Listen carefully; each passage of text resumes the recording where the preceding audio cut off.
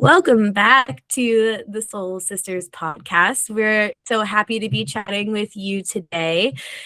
Today, we are going to dive into spring because 'tis the season for change and coming out of seasonal depression, at least for Alyssa and I think a little bit.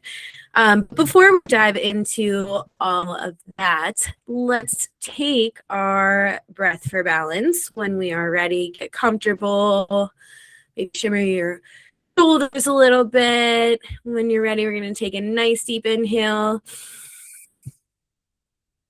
and exhale.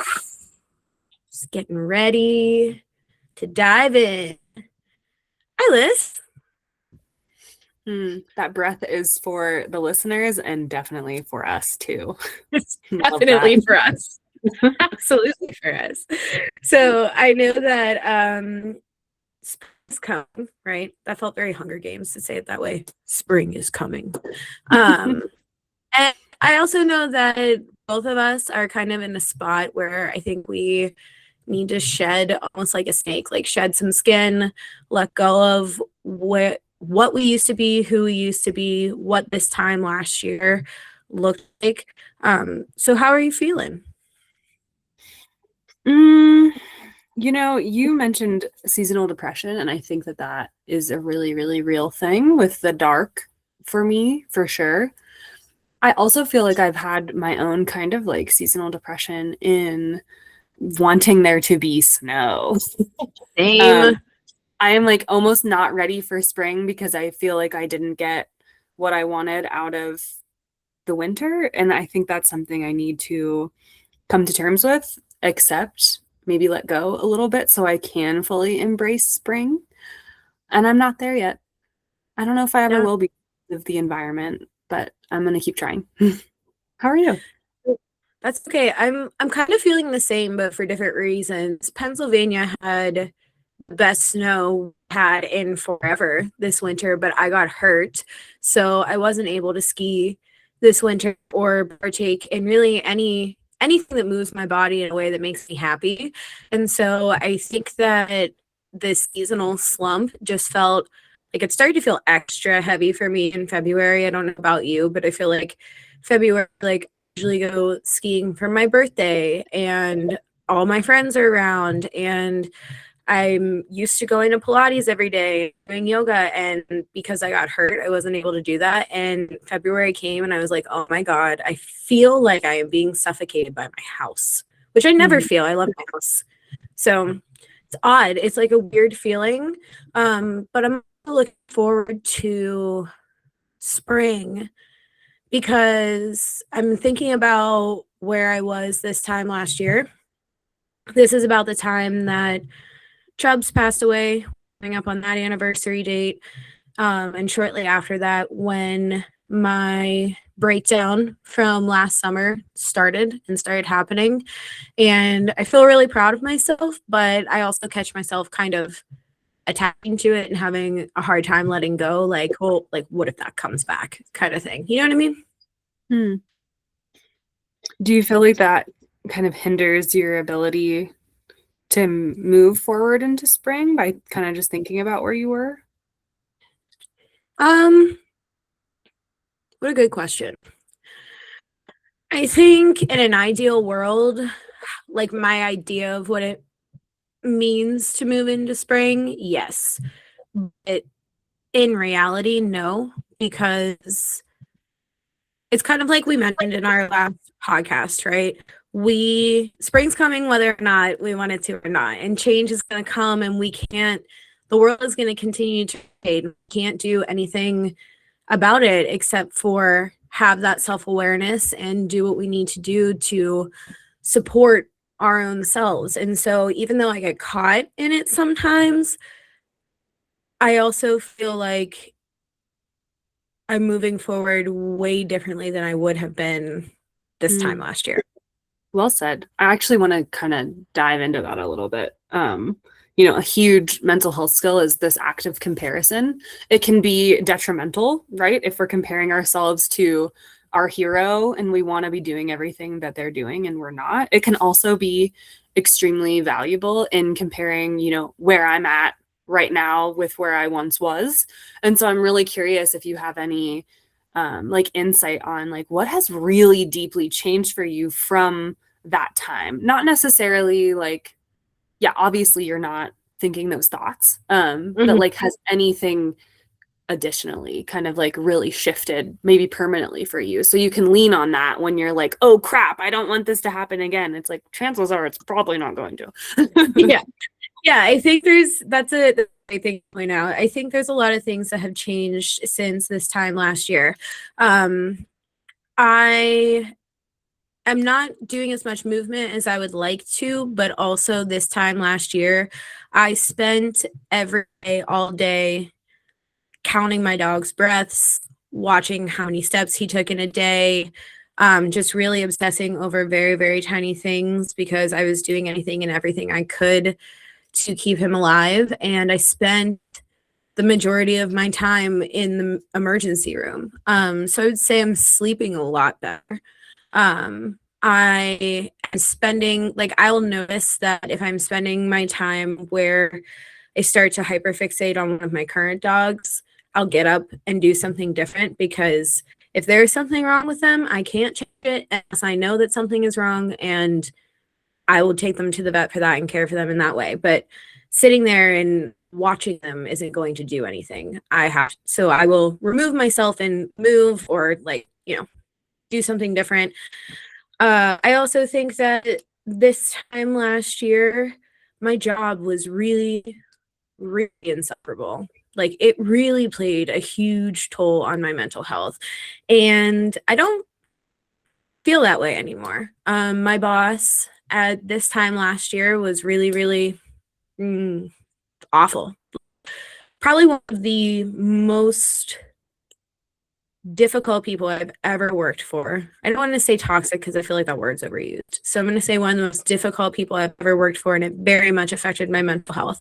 And I don't work for her anymore. So that's very different. Good question. Yeah, it's a lot. There's a lot. There's a lot. I also just think that my way of thinking is different because I've gone through a lot of therapy. I'm on the correct medications now, for both my mental and my physical health. And the way that I'm viewing day-to-day life is much less morose than it used to be. Good word. Yeah, I mean, I know that there's a lot of factors and things that kind of went into where you were last spring. I don't think it was just one thing, but I was around you whenever Chubbs was, his body was failing. And it's so wild to be in that space. I think it's like it's all out of your control, but of course you want to control anything that you can to help. And so I think even just like letting go of the fact that like you're not able to do anything, you're not in that space anymore, is so huge. And then also, like you mentioned, your sleep too, and that alone, like lack of sleep could cause mental breakdowns alone for people. So I'm really glad that your sleep is kind of on the mend, if you will. Thanks. Yeah, I don't know if you remember this time last year, you were staying at my house and I wouldn't sleep in my bed because I wanted to sleep on the floor next to the dog. And so, yeah, lots of things have changed. Perspective has changed. What's changed for you since this time last year? Because you've also gone through a lot in the last year. Yeah. Oh man. Okay, so January, February, March of last year. Well, that was before I lost the cats, which, pretty much affected me as a human and still does from time to time each day. So yeah, life feels sweeter when I think back on that time. Like I had two of the coolest cats that like would have totally been my therapy cats. Now that I've met some other cats and compared them since, I'm like, damn, they were just like the coolest cats. So that has been a huge thing. And I've spent a lot of time just reflecting and processing and I don't know, just trying to honor my feelings and the people around me and mostly just honoring the kitties, which I still try to do. I still go put flowers on where they passed. And my voice shakes just thinking about them. So I don't think that I'm quite healed, if you will. And then also, I think about myself at this time last year, and also a lot hasn't changed, right? Like I'm in the same job with the same boss, with the same stuff. And it's like, even though I don't have maybe things to show for it, I have made a lot of like mental shifts in preparing myself to, make changes, potentially seek different opportunities or create my own pathways, which is scary. So I think that those have been like maybe the two main things is like all the death of these creatures I was totally obsessed with, and just like my own, I guess, work life. I think also my personal life is pretty much the same. I run with the same people. I have the same hobbies. So I don't know how much has really changed in the course of a year, but it feels like some things have started to change. And yeah, I hope they continue to. Do you feel like your sense of purpose maybe hasn't changed but shifted a little? Because I know for me, like when I lost Chubbs, I just felt like I had nothing to live for, right? And obviously I have two new dogs now, so I do of course live for them, but the way I live for them is different than the way I ever lived for Chubbs because I never prioritized myself in comparison to him. He was everything. And this just feels a little bit different because of the headspace that I'm in. So I'm interested to know, like, considering, where you are in your career, considering, the losses that you have gone through over the last summer, the, intentions that you set for yourself, the places you want to go, do you feel like your sense of purpose has changed at all? My sense of purpose has changed. I guess. I think that it has changed in relation to what has occurred in the past year. And so I think I'm very interested in doing therapy with animals. I think that that is my next trajectory. And I think that that was certainly supported by how much I loved those cats. I think what you were just saying, like maybe kind of the boundaries that you've set for yourself. I would like feel guilty going places when the cats were at the house. And I really think that that's something I'm going to need to continue working on if I ever do get another animal again. But that's not really healthy for me to live that way. And that guilt just like weaves in sneaky little ways. I think overall the internal part that has really shifted for me, and this kind of just came to my mind, it's my ability to tolerate really stressful situations. And I guess I'm just going to say that the mental health field is in, I don't want to say it's in chaos. It is really not doing well. Yeah. Like we're just losing funding left and right. And it's all of these things that are like not only out of my control, it's also out of my boss's control. It's more so on like these state and federal levels. And I think I knew all that was going to happen and I would stress so much about it. And now that I'm in it, I am watching these changes happen in a big way in the organization that I work for. And it really sucks. Here's my dialectic. And I can deal with it, right? Like I don't really have a choice not to deal with it until I make a choice not to deal with it and change my situation. Right now, I'm in this position where things are bleak. Like every week we get more bad news and it's no one's fault, really. And so I think my just ability to handle this has forcibly improved. I'm proud of you because certainly what you're dealing with is not, it's not easy to work through, let alone you are such an empathetic person and you're a person who really, stands up for the little guy. And it has to be hard to take that all on mentally and physically just for yourself, let alone to show up for other people. Right, which is what you do every day at your job. So I commend you for it. I think what you're saying ties back a lot into what our original intention for today was as well, where spring is coming, whether we're ready or not. Neither one of us really had the winter we wanted to have. We both still have intentions and manifestations and ideas that didn't quite come to fruition from the last time we were in this season, but it's going to come and we have to find a way to move forward. And I think that there's a lot to be said when you say that you can't, there's always something that you can do to change the trajectory of what's going on. But until you make the choice to do it, you have to find a way to navigate, right?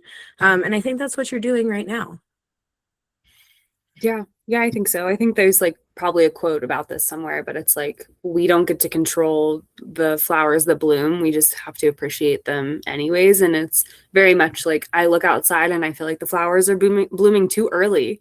And I'm still going to think they're so beautiful. And there will probably be some impending doom in the back of my mind, thinking about like how this, affects the whole world. But, I think that there's still space for like beauty and enjoyment, even though spring's going to spring without us wanting it to come or not.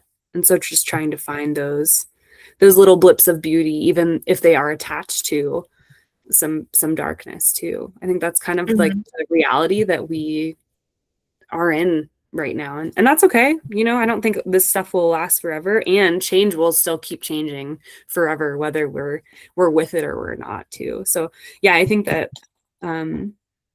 yay spring, and let's let go of maybe the things that we couldn't control or we tried to control and we didn't. I'm interested to know from a therapist perspective, when you have clients who are, I'm just going to say, similar to me, they struggle to let go of the control, right? What are some exercises or what are some tools that you recommend to them to help them practice that? Because I know for me, like, I'm trying to think of a very simple situation. For example, I practice ERP very often, right? Exposure response therapy. And it used to be that my fingernails, I could only paint them black or blue because I thought I looked silly with anything else. And there's a certain perception that comes with that, blah, blah, blah, blah, blah. So now I refuse to go to the nail salon and allow my fingernails to be black or blue. And I think what I have on my hands right now, I actually hate, but nice. It's out of control.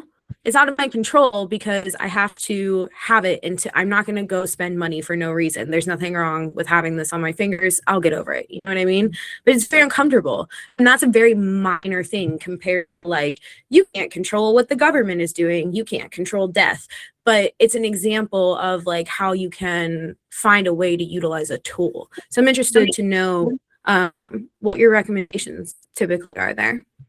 Yeah, I can think about one of my clients who was in jail before I started working with him. And, I think that's probably the least control you may have over your life. You don't get to leave. You don't get to choose what you eat. You don't get to, expand your curiosities in specific ways. And so I think that to me is the ultimate loss of freedom and loss of control.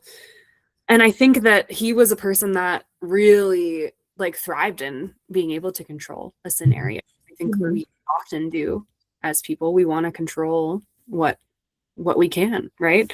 And so I think that like one of the biggest things that he reflected on and has kind of given me feedback on is some of the stuff that has been so powerful for him is like mindfulness, the power of a pause, like the ability to take a pause in a moment and kind of like assess, like take that break, the power in the pause, doing things one at a time.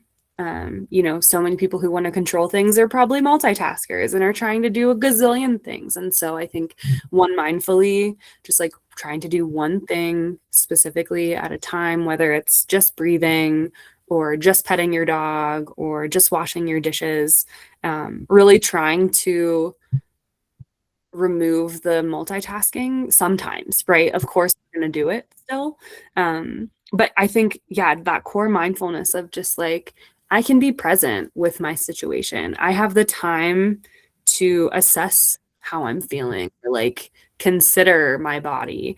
You know, whenever we're out of control, we're not even really able to think about how we feel in our body, let alone like what we want next, or to consider like how we might improve our situation. So I think just taking that pause is like so huge. And I think that spring really allows for this, because it's like, if you don't pause, you're going to miss a whole flower bloom, right? Like it might bloom in an hour, or in the course of one day, you may see that it was just green. And then the next day, if you get to notice, you know, maybe you've seen something blossom and bloom. And so I think really just like taking a little bit of time for yourself and whatever your body calls for. It is certainly a skill to recognize what that is. And it's all a practice. But yeah, I think that theme of letting go of control is such a huge thing that a lot of people deal with. And I think that alone too can like remind us like, oh, I'm not alone in the ways that I feel. I might talk about this with someone else and like what they do to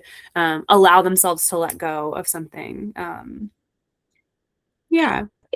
It's crazy too to think, even like, let's say you're not diagnosed with depression or anxiety or OCD or anything like that. We as a society don't recognize how much control has been integrated into our day-to-day life, where okay, if we're not going to go outside and play and we're choosing to stay indoors, do you need to scroll on your phone while watching a TV show, or can you focus your mind on just enjoying one thing at a time? Mm-hmm. Or if you don't know what something is, all you have to do is pick up your phone and Google it, right? Something that happens with Troy and I all the time. We'll be in the car and he'll Google that, and I'm like, why? Is it that important to your life that we need to look it up on Google? Like, it's a billboard. We're fine. Let's keep going, talk about something else. So I think in my personal experience, control is taken to a point where I have trouble letting go of it, but I also feel like as a society, we really struggle to let go of it because everything is in the palm of our hand now. And so we have to know before everybody else knows, and you have to have the right answer. And, social commentary doesn't exist anymore, where you go back and forth and both points can be right. Everything has to be right or wrong. There is no gray space. And I think that that's insane, because if you look at the patterns of nature, everything is gray space, depending on the environment, depending on how much it rained that year, how much it snowed that year.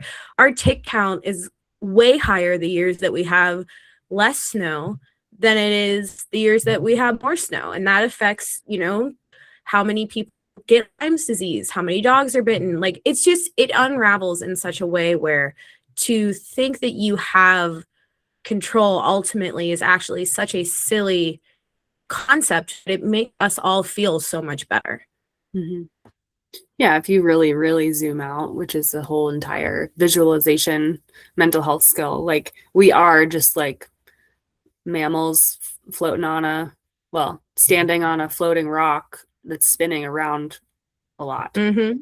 Like, well, when I think about it in that way, it's a lot easier for me to let go of control of some things. And it's like, things are created to take away our visual control. There are, I think it's a lot of like murder mysteries. They will repeat the same information multiple times throughout one 30-minute, and it's really with that anticipation that you're on your phone scrolling, so they are almost making it more boring and like more repetitive because they don't think that you're getting the information. And whenever I learn stuff like that, it's like I'm disgusted, and I'm very I feel very validated, and like, oh yeah, there are forces that be that are trying to take control of where I bring my attention. And so if I can control my own attention from time to time, that is a beautiful form of rebellion, of resistance, of rest, of you giving peace and quiet or whatever to yourself. It's like a gift that you get to give yourself with some practice. So, yeah. Ooh, I love that analogy. Gift that you give yourself. That's glorious. We should all give ourselves gifts way more often. I'm curious to know, what kind of gifts going into this new season do you want to give yourself, or do you aspire to give yourself? Mm. Oh, I'm currently giving myself this mantra that is treating myself like a precious object will make me strong. So treating my body and my mind as a precious thing will hopefully make it feel even stronger and more precious to me. Um, and I were messaging yesterday about like facials. Like I feel like I should give myself a little TLC in my body that like I don't really know how to do. Like that's kind of out of my control right now. So I think even just little things like that as kind ways to be kind to myself. What are you up to? I think, well, I'm very excited because I've been cleared and I'm going to go back to Pilates in April. Now that I'm a little more healed. I think that in itself is a gift to me. Just because I've really, really missed that movement, and I've missed yoga a lot within this injury. So I'm very excited to go back to that. I think that is a gift that I'm giving myself, especially because I was thinking about it and thinking like a Pilates membership is not cheap. It's a very, very expensive thing that I do for myself. I feel for my mind and my soul and my physical health, it is essentially worth that cost, right? There's other things that I don't need to spend money on monthly that can make up for that cost. I think that's a gift to myself. I think a gift to myself that I'm always working on, especially as the weather goes from cold to warm, is being kind mentally to my physical appearance. Um, I never have been this way since I was a little girl. It has trickled over into adulthood. Sometimes I'm better at it, sometimes I'm not. And I'm feeling the last couple of weeks very, very uncomfortable. I can feel my anxiety rising because we're getting away from my comfort and my control, right? We're getting away from oversized and baggy and jeans. And, that's where I like to be, but I also like the sun. And to be in the sun, I'm gonna have to put on a tank top or a short sleeve shirt. Otherwise, I'm gonna die of heat stroke.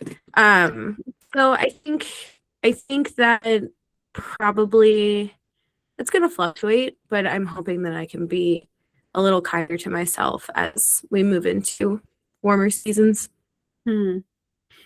Is there a mantra that you might want to bring into that practice? Like my body Yeah, is healthy, my body's strong, or like my body's just fine the way it is. Like, is there anything that stands out to you? yeah, when I catch myself obsessing in the mirror, I say it's really not that serious and I walk away. It's really not that serious. Like I think about the fact that it also kind of goes back to what you were saying earlier about the comparison thing. My whole life, I have always, always, always compared myself to other people. I have always said, like, all of my friends are short and very thin, and I am built like my father. I'm tall and I'm built wide. Like I'm built like an athlete. That's just the truth. And instead of being proud of that, I'm always comparing it to what's around me. And so when I am being unkind to myself, I think like it's really not that serious because there's probably someone in the world looking at me and saying, I wish my hair was that long, or I wish my nose was that little. Or, we're all always comparing ourselves to each other. So considering the fact that it's really not that serious has been a helpful mantra so far. We'll see if it sticks. Yeah. And I think you've kind of spoken to that, the power in the pause of like you caught yourself in a thought that you didn't really want to be thinking, wasn't serving you. Sometimes they're ruminating and they keep going. And I think the sooner we catch that, pause, think about what we actually need, it's really not that serious. Or I'm really quite healthy, right? Like you've done a lot of work to ensure that your body is healthy and it can do the things that it wants you to do. And so I think that is just a win, right? Like that's what we really want. All the extra stuff is just like not that serious. We can get to it, right? So I really like that. Yeah. Yeah. Thank you. I appreciate it. I also think that we can all really learn from the comparison part of this conversation. Because I went into see, I even learn on the fly. I went into our recording today with the intention of comparing this season to this time last year and what that season looked like. But they're really not comparable because I'm not the same person anymore. Mm-hmm. And I think that's something we should all keep in mind. I agree. I think we've practiced this active comparison and then come to conclusions of like, I really wasn't that serious. Or, I got something from that. And now what do I want to do with, my awareness of these comparisons? And I think that that's really where the magic starts to happen. It's like, sure, comparison is a good tool or a hindrance of a tool, but it's like, what do we do with that knowledge that we've gained from the insight, from the wisdom that we've, pulled out of ourselves? Yeah. How do you move forward with it? How do you navigate it? What are you going to do with the information and the lessons that you have learned and with the new perspectives that you have? Mm-hmm. Yeah. And I think that, has been a lot of my life lately. It's like, I know what's going on inside my head. It's like, what am I going to do with it? It's like, I wish that things could just continue to stay the same and I'd be happy with where I'm at. And that's just not been the case when I consider what's going on inside my head and in my heart. And so, yeah, just following your heart if you have the ability to do so, even if it's in tiny little tweaks and ways in your life, right? You don't have to make a huge giant change, like get 2 new dogs or quit your job or start a new job or anything like that. It can be like, oh, I noticed this about myself. And so I might try that. Like, how can you treat yourself like a precious object? And I don't know, get a tattoo on Friday the 13th or go get a facial or go rub around in dirt and then take a shower or something. Like, I don't know, you can grow however you want. That's so funny. Today for an icebreaker in one of my team meetings, the question was like, what day should we have off work that we don't have off work or something like that, like a paid holiday? And I was like, Earth Day. I want to go roll around in the dirt. We should have Earth Day off. And instead of, you type notes, whatever, and instead of the person typing Earth Day, they typed roll around in the dirt day. And I was like, yes, branding. We love it. Perfect. So that was besides the point, but very important memory in my brain also. I wanted to circle back really quick before we go into our meditation, because I think this is something to consider, whether or not you're reflecting after this podcast or you're reflecting during your meditation today. I think, in my personal opinion, a lot of our control, a lot of our comparison is all rooted in fear. And it's rooted in the what if statements. What if this happens again? What if it's not as good as last time? What if this happens? What if I fail? And it's like, well, you've made it so far. You've gotten this far. What are you going to do next? Because the what ifs are, I think it's being comfortable with the possibility of not knowing. And that's something that I definitely really struggle with every single day. Mm-hmm. I mean, I think, I don't want to say most diagnoses, but I think many diagnoses contain anxiety.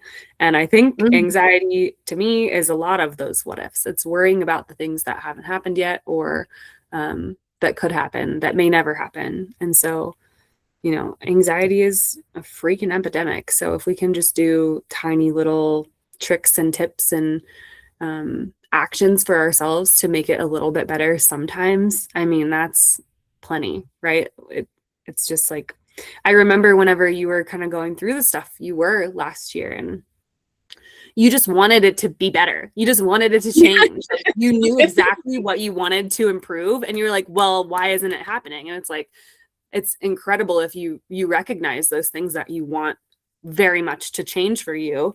And I think I remember being like, it just takes a little time. Like all these things will Mhm. happen, especially with them in your mind and you know what you want. It just takes time. And I think that patience is a practice. And it's sometimes really, really hard. And so props to anyone who kind of resonates with this right now. And we always would love to hear what you're doing, what tools and tricks and tips you use, if anything has worked for you that we use. But yeah. Absolutely. We love you all.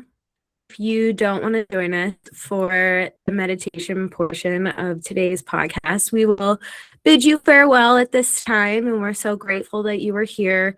We encourage all of you to give yourselves a hug and really practice patience and love with yourself moving into this new transition of change as spring comes up.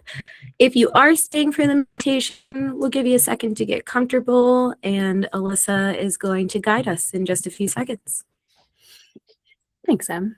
Thanks, all of our soul sisters out there. I am going to do a little bit of my own meditation, and I want to incorporate something Harrison Ford presented in Shrinking. If you haven't seen Shrinking, as a therapist, I think it does a pretty decent job at showing, what some of the tools are that therapists often give, or some of the things that they go through. It's certainly fictional, so take that with a grain of salt. But this is a mental health tool that is tried and true in that part of the world. So, anyways, find yourself in that comfortable seated position. Maybe you start to imagine anything you want to let go. And Emily and I always shake it out at the beginning of a podcast. If you find anything that you just want to shake out right now and just kind of let it work its way out of you, I like to imagine something within me kind of pouring out of my body. So I will literally close my eyes and imagine it going from my heart out my fingertips, out the tips of my toes, anything that I want to cleanse myself of. I just imagine it leaving me. I think this visualization is really a tool. And if we believe in it, then we might get more out of it too. So imagine that you are encountered with a cloud. The cloud can be textured any particular kind of way. The cloud could be charged with electricity. It could be a color of any color, right? Our imagination has full creative freedom here. So you're imagining this cloud. And now that we've had an idea of the texture, the feeling that we have, we're just going to look at that cloud. What in that cloud do we want to walk through? Do we want to move through? So we're staring at this cloud in front of us now. The cloud doesn't matter where we are. Maybe we're in the sky. Maybe we're on the ground and this cloud has come to us. What do we want to scream at that cloud? What are we angry about? Is there anything we want to let go of? So imagine yourself screaming at a cloud. Seems silly. You might get something out of it. Scream your grievances to the cloud. Truly imagine your body yelling. You don't have to get tired. Your throat doesn't have to hurt in the way that it might if you're truly actually yelling with your vocal cords. We can just imagine this feeling. And then once we've taken the moment to yell and scream at this cloud, we walk through it. The cloud dissipates. Maybe it's still behind us, but we've walked through it. We've gotten to the other side of this cloud. Is there something that you shed along the way? Is there something that came up for you? And you're like, maybe I want to sit with that a little bit longer, journal about that. Go actually yell about that if that is something that calls to you. Take a moment to take a few big inhales and exhales, allowing your body and mind to fully appreciate this practice, to fully grasp it for anything that we needed. What can you actively put down right now? What can you let go of? What isn't that serious? What doesn't matter that much? What's out of our control? Maybe it's really serious and it's still out of our control. Can we drop that to the side? Maybe find times to come back to it if we really need to think about it sometimes, right? Can we actively let go of something? Can we push it away? Can we forget? This will be a fine tool to use when there are things that are out of our control that will inevitably come up for us. Can you breathe? Pause. Maybe hold that breath in the pause. And as you exhale, you let go. You deserve to let go of things that don't serve you. It's your right. It's your privilege. Is there anything that you're struggling to put down? Maybe it needs a hug, right? Maybe it doesn't need to be yelled at. Maybe you give yourself a little hug. Like, wow, I just did some work. That was hard. And that felt good. I have more space to pick up something else now. This is all we're trying to get out of these little mindfulness practices. Picking up something that you found beneficial, letting go of something that doesn't serve you. Remember, it's your practice. Maybe as you inhale next, you smile. Smile for what's to come that we want. And smile for what's to come that we can take care of. We can manage. Maybe we can't manage it, but we can manage ourselves to get through it.